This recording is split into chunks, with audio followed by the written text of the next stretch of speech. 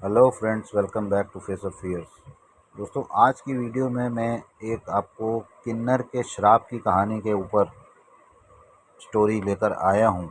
लेकिन उस स्टोरी को बताने से पहले आप लोगों से एक रिक्वेस्ट है। आप लोग मेरी वीडियोस को बहुत अच्छा व्यूज़ दे रहे हैं। आप सारे लोग इतना प्यार दे रहे हैं, उसके लिए बहुत बहुत धन्यवाद। लेकिन मेरी एक सिर्फ आपसे छोटी सी रिक्वेस्ट है कि आप वीडियो देखें तो प्लीज़ चैनल को ज़रूर सब्सक्राइब कर दें, क्योंकि इसमें आपका कोई पैसा नहीं लगेगा। लेकिन आप लोगों के सब्सक्राइब करने से मेरी फाइनेंशियल पोजीशन थोड़ी सी स्ट्रांग हो जाएगी। चलिए दोस्तों, अगर आप लोग ऐसा करेंगे तो मैं बहुत आपका आभारी रहूँगा। आइए आज की स्टोरी शुरू करते हैं। दोस्तों, इस कहानी के अंदर किन्नर का श्राप किसी एक व्यक्ति को नहीं, बल्कि पूरे के पूरे परिवार को लगता है। और दोस्तों, आप लोगों से एक और गुजारिश है कि वीडियो के अंत तक बने रहें। ये वीडियो वाकई में ही बहुत मज़ेदार और बहुत ही इंटरेस्टिंग है, जिससे आपको ये भी पता लगेगा कि जो लोगों की अफवाहें हैं, आप लोगों ने बड़े बड़े बुजुर्गों से सुना भी होगा कि किन्नरों का श्राप नहीं लेनी चाहिए, हमेशा उनकी दुआएं लेनी चाहिए। इस कहानी से आपको ये भी गलतफहमी या सही है जो भी है, वो सब भी आपको पता लग जाएगा। दोस्तों, कहानी की शुरुआत में हम एक कपल को देखते हैं जो आपस में बैठकर शादी करने की प्लानिंग कर रहे थे। एक लड़का एक लड़की से बहुत प्यार करता है और वो शादी भी करना चाहते थे। लेकिन वो लड़की, जिसका नाम सुनीता है, बहुत ही डरी हुई थी, क्योंकि उसके परिवार के ऊपर एक किन्नर का श्राप था। जी हाँ, और अगर वो लड़की इस लड़के से शादी करती तो वो लड़का भी श्राप की चपेट में आ जाएगा और इसी की जान का खतरा होगा। इसकी जान को बचाने के लिए वो लड़की इधर उधर आनाकानी भी करती है और प्यार का इजहार भी नहीं करती। लेकिन वो लड़का उससे बहुत सच्चा प्यार करता था, उसके साथ जीने मरने की कस्में खाता था। अब ये दोनों आपस में बात कर रहे थे, तभी अचानक उसके सामने वहीं आसपास एक खतरनाक किन्नर दिखाई देता है।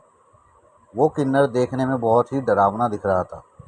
लड़का अपने पास बैठी हुई लड़की को बोलता है कि वहाँ मैंने उसे खतरनाक किन्नर को देखा है। उसे देखकर लड़की समझ जाती है यह सब श्राप की वजह से हो रहा है। अब ये दोनों वहाँ से भागने की कोशिश करते हैं, बट वो किन्नर हर जगह उस लड़के को दिखाई देता है और आखिरी में वो उस लड़के को पकड़कर बड़ी बेरहमी से मार देता है। अब यहाँ से कहानी 2 साल आगे बढ़ जाती है दोस्तों। अब हम देखते हैं कि लड़की को घर में, जो अपने घर में पूजा कर रही होती है, क्योंकि आज उसे अपने बॉयफ्रेंड के लिए व्रत रखा हुआ था। अब जब वो अपने घर में मंदिर के पास थी, तभी वहाँ पर सुनीता भी आ जाती है और उससे बात करने की कोशिश करती है। वो बहुत डरी हुई थी।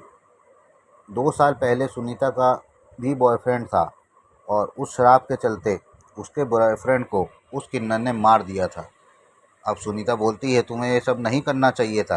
अगर तुमने ऐसा किया तो शायद शराब के कारण तुम्हारे वाले की भी मौत हो जाए। अब इसके पीछे कुछ भी हो, लेकिन सुजाता इस बात को मानने को तैयार नहीं होती और उसने उस व्रत को रख लिया था। कहानी थोड़ी सी आगे दिखाई जाती है और जहां हम देखते हैं सुजाता के स्कूल के अंदर, और तब हमें पता चलता है कि सुजाता एक टीचर है। सुजाता अपने स्कूल में बैठी हुई थी, तभी कुछ देर बाद उसका बॉयफ्रेंड आता है। अब हमको पता चलता है कि उसका बॉयफ्रेंड भी एक टीचर है, यानी दोनों के दोनों एक ही स्कूल में काम करते हैं। सुजाता और पृथ्वी दोनों एक साथ होते हैं और पृथ्वी अब यहाँ पर अपने प्यार का इजहार करना शुरू कर देता है। उसे बहुत ही प्यार भरी बातें करता है और बोलता है कि हम जल्द ही शादी कर लेंगे। बट सुजाता बहुत ही डरी हुई होती है, क्योंकि उसको पता है कि उसके परिवार के ऊपर एक बहुत खतरनाक श्राप है। बट लेकिन पृथ्वी किसी भी तरह उसको मना लेता है और उसके करीब जाता है।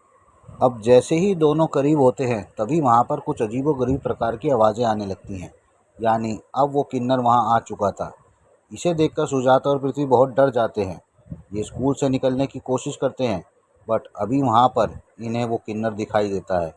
अब दोस्तों, मैं आपको पहले ही बता दूं कि वो किन्नर केवल पृथ्वी को दिखाई दे रहा था, सुजाता को बिल्कुल भी नहीं। पृथ्वी के पास आकर उसको मारने की काफ़ी बार कोशिश करता है, बट हैरानी की बात तो ये है कि वो पृथ्वी को कुछ भी नुकसान नहीं पहुंचा पाता। इसका मतलब ये है कि शायद कोई अदृश्य शक्ति पृथ्वी की रक्षा कर रही थी। अब उसकी रक्षा कैसे हो रही थी, इसके बारे में आपको आगे पता चलेगा। बड़ी मुश्किल से अपनी जान बचाकर वहाँ से भागते हैं और अब ये दोनों के दोनों सुजाता के घर के पास पहुँच जाते हैं। सुजाता अपने बॉयफ्रेंड पृथ्वी को घर के अंदर लेकर चली जाती है।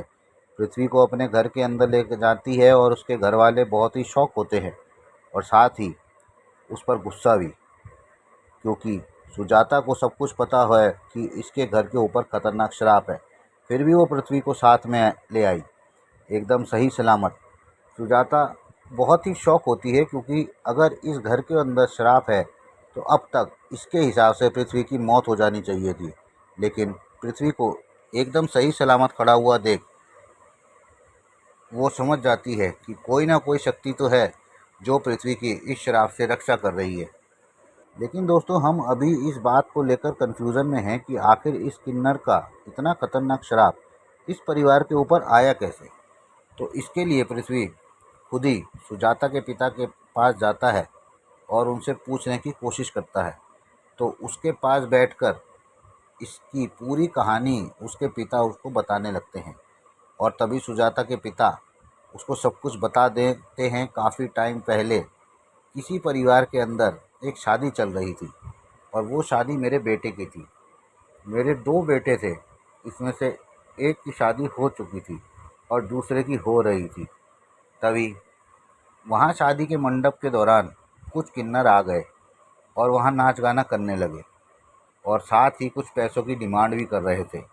अब हालांकि मेरे बड़े बेटे ने उन किन्नरों को पैसे तो दे दिए, लेकिन उनकी डिमांड और ज़्यादा बढ़ने लगी, जिसके बाद इसी दौरान उन किन्नरों के अंदर और मेरे बेटे के अंदर हाथापाई होना शुरू हो गई। पता ही नहीं चला कि अचानक कैसे उन दोनों के अंदर लड़ाई होने लगी और लड़ाई के अंदर उसके किन्नरों को जो सरदार था वो दोस्तों वहीं पर गिर चुका था, जिसकी वजह से हवन कुंड के अंदर आग लग रही थी और वो आग की चपेट में आकर वहीं जलना शुरू हो जाता है। वो मरने वाला ही था, लेकिन मरने से पहले उसने परिवार को श्राप देकर जाता है कि तेरे परिवार में कोई भी वारिस नहीं होगा, मैं किसी आदमी को जिंदा नहीं छोड़ूंगा। और यह कहकर वो मर गया। अब जब उस किन्नर को हमको हमको श्राप दिया था और हमें लगा था कि ऐसा कुछ भी नहीं होगा, बट हम लोग सरासर गलत थे। उस शराब के चलते मेरे दोनों बेटों की मौत हो गई और मेरे दोनों बेटों की मौत का जिम्मेदार वही था, जो कि मरने के बाद भी वापस आ चुका था। दोनों को मारने के बाद भी उस किन्नर को शांति नहीं मिली और उसने अपना आतंक मचाना शुरू कर दिया। उसने ये कसम खा ली थी कि इस परिवार के एक भी मर्द को जिंदा नहीं छोड़ूंगा। जी हाँ दोस्तों, यानी कि अब आप लोगों को समझ में आ गया होगा कि सुनीता का बॉयफ्रेंड शुरुआत में उस किन्नर ने इसलिए मार दिया था। अब यह सब देखकर सभी के सभी लोग बहुत ही शॉक हो जाते हैं। बाबूजी अपने घर में बोलते हैं पौराणिक गुरुजी को बुलवाया जाए और वही हमें इस मुसीबत से निकाल पाएंगे। इसी के साथ दोस्तों, बाबूजी की बहू जिसका नाम रश्मि है, वो गुरुजी के पास उनको बुलाने के लिए जाती है और वो गुरुजी के साथ अपने आप लेकर आती है। और गुरुजी और रश्मि जैसे ही रास्ते में आ रहे थे तभी उनको वो किन्नर मिल जाता है और वो किन्नर रश्मि को मार देता है और इतनी बुरी तरह मारता है कि उसकी गर्दन ही निकाल देता है। यह सब देखकर गुरुजी भी बहुत डर जाते हैं और उनके घर के अंदर भागने लगते हैं। गुरुजी के अंदर जाने से पहले घर के बाहर पवित्र चीज़ लगा देते हैं, जिससे वो किन्नर इस घर के अंदर प्रवेश ना कर पाए, और इसी के साथ घर के अंदर प्रवेश करते हैं तभी और सारे परिवार वालों से मिलते हैं। गुरुजी अंदर जाकर सभी लोगों को बोलते हैं कि हमें जल्द से जल्द किन्नर को रोकना होगा, वरना यह पृथ्वी को बहुत ही बुरी तरह से हत्या कर देगा। अब अब तक पृथ्वी इससे इसलिए बचा हुआ है क्योंकि सुजाता ने इसके लिए व्रत रखा हुआ है और तभी व्रत को नहीं तोड़ा है। वो किन्नर इंतज़ार कर रहा है व्रत कब टूटेगा और कब वो इसकी जान लेगा, क्योंकि व्रत तोड़ने तक पृथ्वी के ऊपर एक शक्ति है और वो है प्यार की शक्ति। जी हाँ दोस्तों, ये बात सुनकर सभी के सभी लोग बहुत ही शॉक हो जाते हैं, क्योंकि अगर उनमें व्रत तोड़ा तो उसकी तबीयत खराब हो जाएगी और उसे भूख भी बहुत लग रही थी। सुजाता ये फैसला करती है कि वो व्रत को नहीं छोड़ेगी, क्योंकि उसे पृथ्वी के लिए बहुत फिक्र थी। परिवार के लोगों गुरुजी के सामने बैठते हैं और उनसे बोलते हैं कि गुरुजी कोई और उपाय बताइए जिससे हम इस किन्नर को रोक सकें।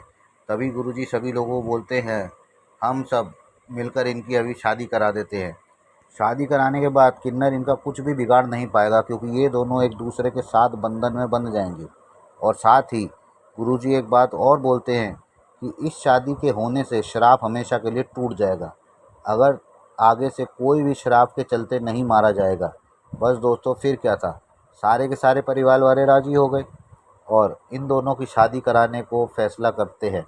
अब जब सभी के सभी लोग दोनों को शादी कराने के लिए कोशिश कर रहे थे, तभी खतरनाक किन्नर इस शादी को रोकने के लिए हर वो पूरी कोशिश कर रहा था जो वो कर सकता था। वो काफ़ी कोशिश कर रहा था, लेकिन जो शक्ति थी वो उसे बार बार रोक रही थी और वो नाकामयाब हो रहा था। थोड़ी देर के बाद घर के अंदर कुछ और किन्नर भी आ जाते हैं और वो सारे के सारे किन्नर अपने सरदार को बुरा भला बोलने की कोशिश करते हैं और बहुत बुरा भला बोलते भी हैं। बट दोस्तों, वो खतरनाक किन्नर अभी भी रुकने को तैयार नहीं था, क्योंकि अभी भी वो सुजाता और पृथ्वी को नुकसान पहुंचाने के लिए उनके करीब आना शुरू कर देता है। अब हालांकि इन दोनों की शादी हो चुकी थी और फ़ौरन ही पृथ्वी मांग भर देता है, और वो जैसे ही उसकी मांग बढ़ता है वो किन्नर वहीं के वहीं ख़त्म हो जाता है। और इसी के साथ दोस्तों, वो परिवार उस श्राप से मुक्त हो जाता है और ये कहानी यहीं की यहीं समाप्त हो जाती है।